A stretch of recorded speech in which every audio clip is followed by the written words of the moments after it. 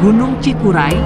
Gunung Cikuray adalah gunung tertinggi di Garut dengan ketinggian 2.821 meter di atas permukaan laut.